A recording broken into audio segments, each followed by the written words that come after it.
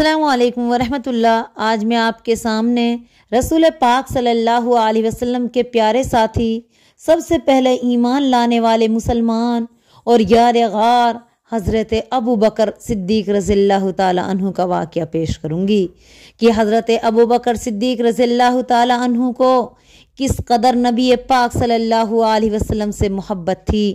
آئیے ہم ان کی محبت کا اندازہ اپنی اس ویڈیو سے کرتے ہیں کہ حضرت ابو بکر صدیق رضی اللہ تعالیٰ عنہ رسول پاک صلی اللہ علیہ وسلم کے نہایت پیارے دوست تھے اور اللہ کے ان پیارے بندوں میں سے تھے جو سب سے پہلے آپ صلی اللہ علیہ وسلم پر ایمان لائے۔ حضرت ابو بکر صدیق کی والدہ کا نام ام الخیر سلمہ تھا۔ ان کو بیٹے کے اسلام لانے کی خبر تو ہو گئی، لیکن وہ خود اپنے باپ دادا کے دین پر قائم رہی۔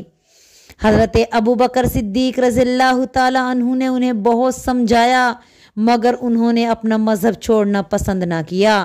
ایک دن حضرت ابو بکر صدیق رضی اللہ تعالیٰ عنہ رسول پاک صلی اللہ علیہ وسلم کے ساتھ خانہ کعبہ تشریف لے گئے اور وہاں پر موجود کافروں کے سامنے ایک تقریر کی، جس میں ان کو بتوں کی پوجا چھوڑنے اور اللہ کی بندگی کرنے کے لیے کہا۔ اس پر کافروں کو سخت غصہ آیا۔ انہوں نے رسول پاک صلی اللہ علیہ وسلم کو تو پیچھے ڈھکیل دیا اور حضرت ابو بکر صدیق رضی اللہ تعالیٰ عنہ پر ٹوٹ پڑے۔ اتنا مارا کہ وہ سخت زخمی ہو کر زمین پر گر پڑے اور بے ہوش ہو گئے۔ اتنے میں حضرت ابو بکر کے قبیلہ بنو تمیم کے کچھ لوگوں کو پتہ چلا تو وہ دوڑتے ہوئے آئے اور حضرت ابو بکر کو ظالموں کے شکنجے سے چھڑایا، پھر ان کو ایک کپڑے میں لپیٹ کر ان کے گھر لے گئے۔ حضرت ابو بکر صدیق کی حالت دیکھ کر ان کے گھر والوں کو بہت دکھ ہوا۔ زخموں کی وجہ سے ان کا چہرہ پہچانا نہیں جاتا تھا، سر بھی لہو لہان تھا۔ گھر والے سر پر جہاں ہاتھ لگاتے وہاں کے بال جھڑ جاتے تھے۔ گھر کے لوگوں نے انہیں بار بار پکارا، لیکن وہ بالکل بے ہوش تھے اور انہوں نے کسی کو کوئی جواب نہ دیا۔ دن ڈھلنے کے قریب حضرت ابو بکر صدیق کو ذرا ہوش آیا اور وہ بات کرنے کے قابل ہوئے تو سب سے پہلے ان کی زبان سے جو الفاظ نکلے وہ یہ تھے، رسول اللہ صلی اللہ علیہ وسلم کا کیا حال ہے۔ یہ سن کر بنو تمیم کے جو آدمی وہاں آئے تھے وہ ان سے خفا ہو کر چلے گئے اور کہنے لگے، اے ابو بکر، تم اس حالت میں بھی محمد صلی اللہ علیہ وسلم کا خیال نہیں چھوڑتے۔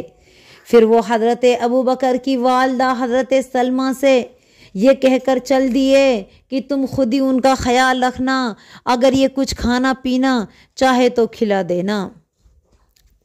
جب یہ لوگ چلے گئے تو حضرت سلمہ نے حضرت ابو بکر سے بار بار کہا، بیٹا کچھ کھا پی لو، لیکن انہوں نے کچھ کھایا نہ پیا اور برابر یہی پوچھتے رہے کہ رسول اللہ صلی اللہ علیہ وسلم کس حال میں ہیں۔ حضرت سلمہ ہر بار یہی جواب دیتی، خدا کی قسم مجھے تمہارے ساتھی کی کچھ خبر نہیں۔ آخر حضرت ابو بکر صدیق نے والدہ سے کہا، آپ عمر بن خطاب کی بہن فاطمہ کے پاس جائیں اور ان سے رسول اللہ صلی اللہ علیہ وسلم کا حال پوچھیں، وہ مسلمان ہو چکی ہیں اور ان کو حضور صلی اللہ علیہ وسلم کا حال معلوم ہوگا۔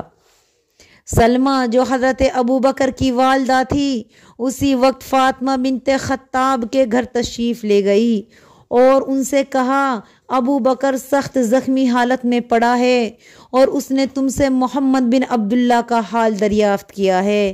حضرت فاطمہ نے انہیں کچھ نہ بتایا اور کہا، اگر آپ پسند کریں تو میں آپ کے ساتھ ابو بکر کے پاس چلوں۔ بی بی سلمہ نے کہا، ہاں چلو۔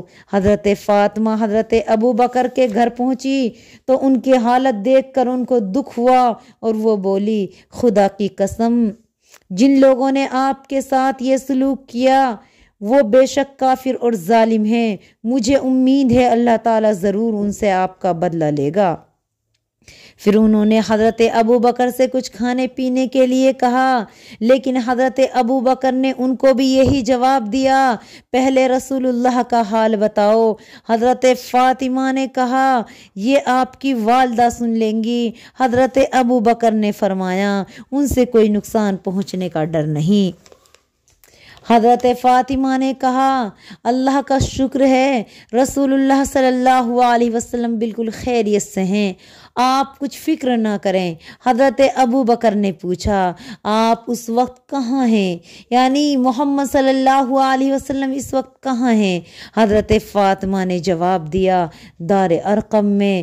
دار ارقم رسول پاک صلی اللہ علیہ وسلم کے ایک پیارے ساتھی حضرت ارقم کی حویلی تھی، جس کے ارد گرد اونچی اونچی مضبوط دیواریں تھیں۔ چونکہ کافر مسلمانوں کو نماز پڑھتے دیکھ کر بہت ستاتے تھے، اس لیے رسول اللہ صلی اللہ علیہ وسلم کافروں کی شرارت سے بچنے کے لیے مسلمانوں کو ساتھ لے کر اس حویلے میں تشریف لے گئے اور اپنا زیادہ وقت وہیں پہ گزارتے تھے۔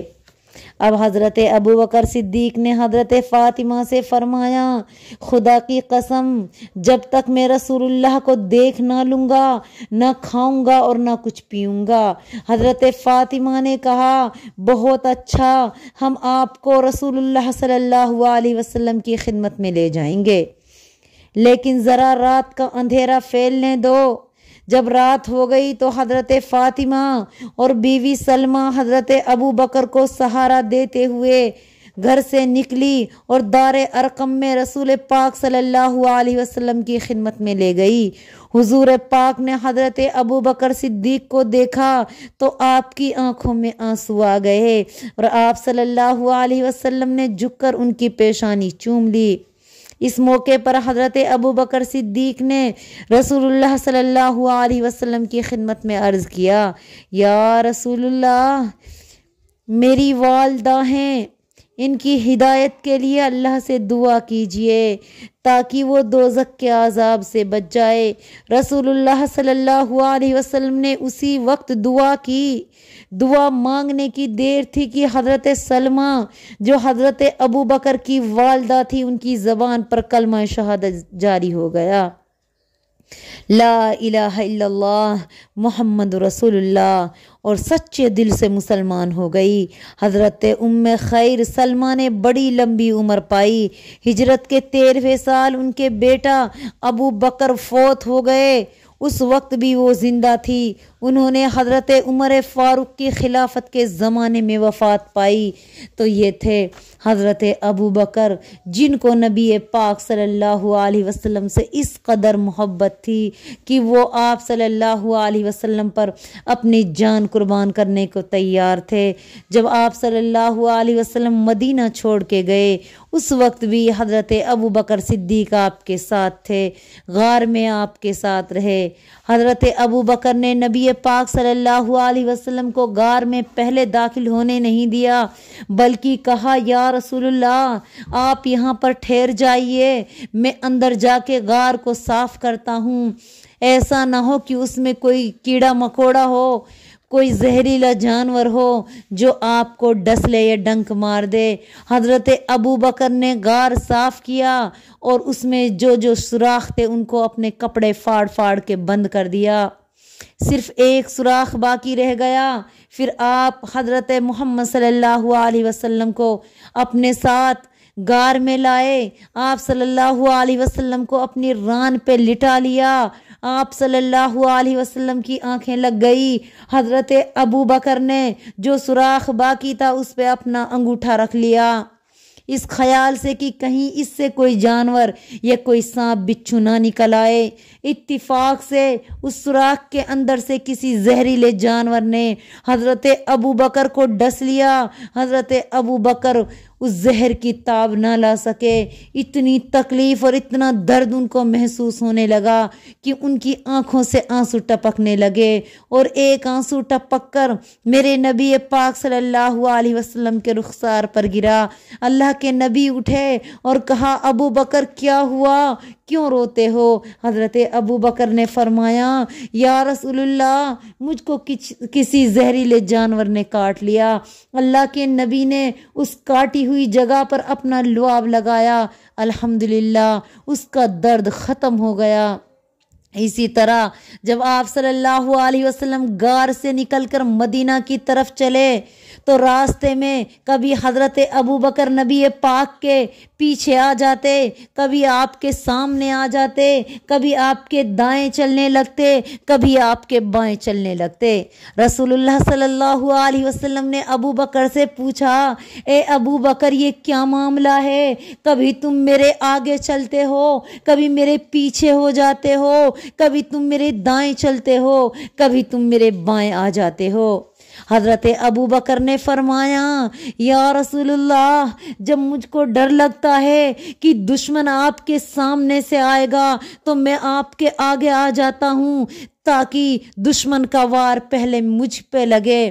جب مجھے ڈر محسوس ہوتا ہے کہ دشمن آپ کے پیچھے سے آئے گا تو میں پیچھے آ جاتا ہوں تاکہ پہلے میں شکار ہوں۔ جب مجھے دائیں طرف کا خطرہ ہوتا ہے تو میں دائیں طرف آ جاتا ہوں، جب بائیں طرف کا خطرہ ہوتا ہے میں بائیں طرف آ جاتا ہوں۔ اللہ اکبر! یہ تھی حضرت ابوبکر کی محبت، کس قدر محبت کیا کرتے تھے۔ کبھی انہوں نے اللہ کے نبی سے دل نہ چرایا۔ مسلمانوں میں، مردوں میں سب سے پہلے ایمان حضرت ابوبکر صدیق لائے۔ سب سے پہلے مسلمان حضرت ابوبکر صدیق تھے۔ حضرت ابوبکر کا نام صدیق اسی وجہ سے پڑھا کہ سب سے پہلے سچائی انہوں نے ہی قبول کی۔ تو ہمیں بھی حضرت ابوبکر صدیق کی طرح نبی پاک صلی اللہ علیہ وسلم سے سچی محبت کرنی چاہیے۔ انشاءاللہ تعالی ہم بھی دنیا آخرت میں کامیاب ہو جائیں گے، ہماری بھی آخرت سنور جائے گی اور ہم تمام بھی جنت الفردوس میں داخل ہو جائیں گے۔ آمین۔ السلام علیکم ورحمۃ اللہ وبرکاتہ۔